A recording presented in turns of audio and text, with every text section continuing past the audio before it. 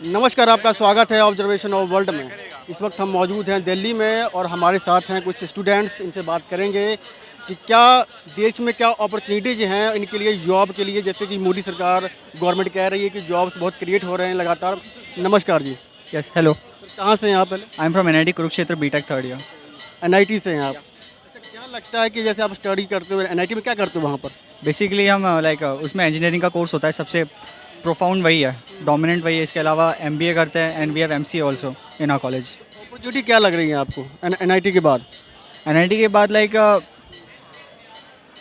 It depends on the person very specifically. If you want to do, जिस branch में आप कर रहे हो आपका स्पेसिफिकेशन जो है आप उसमें जा सकते हो। एट द सेम टाइम आप सिविल सर्विसेज कर सकते हो टू बी वेरी क्लीशेड, और if you want to do masters in all etcetera. मतलब रेपुटेशन बहुत है उसकी एनआईटी की, ठीक है ना? जॉब तो इजीली प्रोवाइड हो जाती है। It depends on the person या जॉब तो इजीली प्रोवाइड हो जाती है comparatively to different colleges of India या।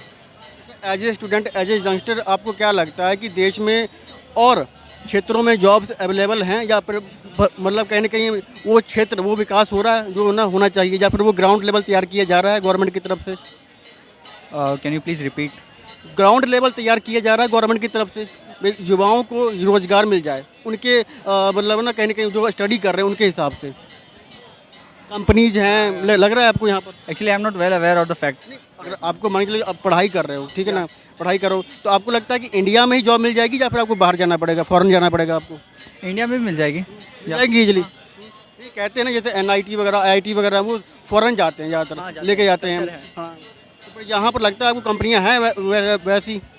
या मैं अभी रिसर्च इंटर्न कर रहा हूँ आईआईटी दिल्ली में। सो जितना मैं रहा हूँ 3 महीने हो चुके हैं मुझे। सो वहाँ पर पोटेंशियल कंपनीज है जो मुझे रियलाइज़ हुआ है कि हाँ we can work in India. मेरा प्लान था कि मास्टर्स करेंगे in Germany. It is somewhat अभी भी है वो। I am still standing on that.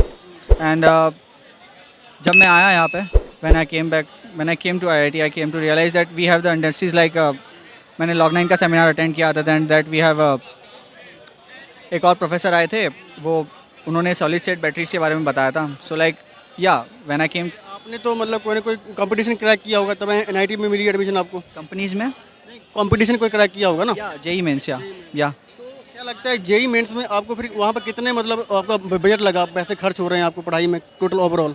वो एरिया टू एरिया डिपेंड करेगा एक्चुअली। मैं इंदौर से पढ़ा, आई एम अ ड्रॉपर। सो मेरा उस वक्त आज से 4 साल पहले लगे थे 4 लाख रुपए लगे थे। या ये कोटा से है and he is from Rohtak. So उनका अलग अलग है जिसका मुझे आइडिया नहीं। It is very location specific. अच्छा, क्या लगता है आपको ना, कुछ पॉलिटिकली कुछ नॉलेज है? नो, थोड़ा बहुत? थोड़ा बहुत, बहुत थोड़ा बहुत। माइंड क्या लगता है आप मोदी जी के जो कार्यकाल है उसको आप कैसे देखते हैं? मतलब पॉजिटिव वे में लेते हैं या नेगेटिव वे में लेते हैं देश के लिए? It will take time to tell me. I will take time to tell this. आपको क्या बदलाव लग रहा है उससे पहले 9-10 सालों में? उससे पहले क्या था, अब क्या है? कुछ लग रहा है बदलाव? 10 साल पहले तो मैं 7th ग्रेड में था। सो मैं आई थिंक मैं am not well aware the fact कि कितना ग्रोथ हुआ है। So I am not liable to answer. As a youngster, आपको क्या लगता है कि इन जो ना हमारे जो ना भारत के जो इंस्टीट्यूशनल हैं, जैसे न्यायपालिका हो गया, कार्यपालिका है, वो तो अलग हो गया, न्यायपालिका के ऊपर कितना बोझ है? ईवीएम को लेकर सवाल उठते हैं। आपको क्या लगता है कितना जायज़ है वो ईवीएम के लेकर क्वेश्चन पुट करना विपक्ष का? आई थिंक अगर कोई ऐसी सिचुएशन हुई है जिसमें ऐसे कुछ हुआ है कि कुछ फॉल्टी डिसीजंस हुए हैं और उसके बारे में जांच हो रही है। So I believe it is a good thing. And at the same time because अगली बार ऐसा ना हो, so it is a good thing. या आपको क्या लगता है क्या सर? जो इंस्टीट्यूशन है, जो न्यायपालिका है, उसके ऊपर प्रेशर है किस तरीके से? बाहर से कैसे लगता है आपको, यंगस्टर हैं आप? सर मैं भी, प्रेशर्स है उन पर बहुत ज़्यादा करने का, तो मैं तो ये मानता हूँ कि प्रेशर्स है उन पर। कैसे लगता है प्रेशर है आपको? सर इसका मैं आपको न्यूज़ में देखते हैं या फिर ना, मतलब जो नेता? न्यूज़, इंस्टा, मतलब सोशल मीडिया, यहाँ से देखने का पता चलता है कि है, तो थोड़ा तो है। और आपका क्या लगता है सर? क्या? ये जो इंस्टीट्यूशन है, जो न्यायपालिका है, उसके ऊपर प्रेशर सचमुच में है या नहीं है? हाँ, वैसे मैं पॉलिटिकली इतना अवेयर रहता नहीं हूँ। मेरे को नहीं लगता कि इतना ज़्यादा होगा। सुप्रीम कोर्ट में कुछ निर्णय दिए हैं, जैसे कि किसान आंदोलन का। जॉब अपॉर्चुनिटी है युवाओं के लिए? हाँ, बिल्कुल है। बिल्कुल है। पहले से बढ़ी हैं या कमी हैं? पहले से बढ़ी कम तो पता नहीं, बट हाँ टेक्नोलॉजी के साथ में जॉब अपॉर्चुनिटीज़ बढ़ती ही हैं और पहले के मुकाबले कुछ बढ़ी ही हैं। इम्प्रूवमेंट क्या दिख रहा है आपको एज कम्पेयर टू? आप देखते हो जब फॉरेन के किसी देश को देखते हो, आप किसी भी देश को, तो क्या इम्प्रूवमेंट लग रहा है आपको? आप फॉर एग्जांपल आप चाइना को भी ले लें कि इंडिया को अगर मतलब कंपैरिजन करना हो तो क्या दिखता है आपको? इम्प्रूवमेंट क्या है?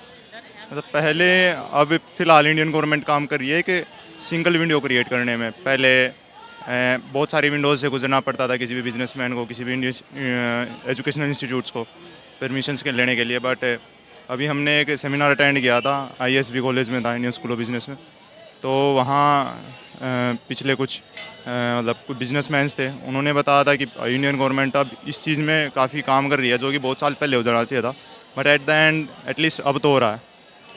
आप जैसे युवा हैं, यंगस्टर हैं, एंटरप्रेन्योरशिप के लिए ना कहीं कुछ कर रही है गवर्नमेंट? आपको लगता है कुछ ऐसा युवाओं को, युवा खुद पैरों पर खड़े हो सकें? गवर्नमेंट स्कीम्स लागू करती है, बट लोगों में जो जागरूकता फैलाने का काम है वो गवर्नमेंट नहीं कर पाती। ठीक है, स्कीम्स हैं, काफ़ी हैं, लोन्स देना है।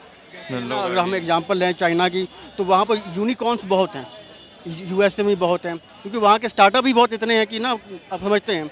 इंडिया में अब शुरुआत हुई है, क्या एक पॉजिटिव साइन है इंडिया के लिए? इंडियंस ज़्यादातर बिलीव करते हैं कि वो टेक्नोलॉजीज़ का सिर्फ यूज़ करें, डेवलपमेंट में इतना पैसा खर्च नहीं करते। जैसे कि चाइना सिंपली बेस्ड है कि वो मैन्युफैक्चर करेगा, वो नहीं जाएगा न्यू टेक्नोलॉजी डेवलप करने के। अमेरिका है, वो सिंपल है कि वो न्यू टेक्नोलॉजीज़ बनाएगा, उनको बेच देगा, उनसे पैसे कमा लेगा। बट इंडिया इन दोनों के बीच में ही फंसा पड़ा है, ना वो उसमें आगे बढ़ पा रहा, ना उसमें आगे बढ़ पा रहा। ब्रेन ड्रेन जो है कि उसको आप कैसे देखते हैं? IIT, IIM, NIT जितने भी स्टूडेंट पढ़ते हैं वेल क्वालिफाइड होते हैं, जो उनका ब्रेन है वो देश की उन्नति के लिए होना चाहिए, वो कहीं ना कहीं फ़ॉरेन चले जाते हैं, चाहे लैक ऑफ जॉब्स हो, कुछ भी हो, अपॉर्चुनिटीज़ कम हो, वो चले जाते हैं बाहर। इसको आप कैसे देखते हैं? अपॉर्चुनिटीज़ हैं इंडिया में, बट खुद लोग प्रेफर नहीं करते रहना, मेनली जुडिशरी सिस्टम्स के कारण। जैसे कि अब हमने देखा रेसलर्स के साथ या इससे पहले फार्मर्स के साथ, तो लोग खुद प्रेफर नहीं करते कि हम यहाँ देश में रहें। तो मोस्ट ऑफ द पर्सनस है वो पढ़ा लिखा भी ना हो, नॉर्मली लोग बाहर ही जाते हैं जॉब करने के लिए।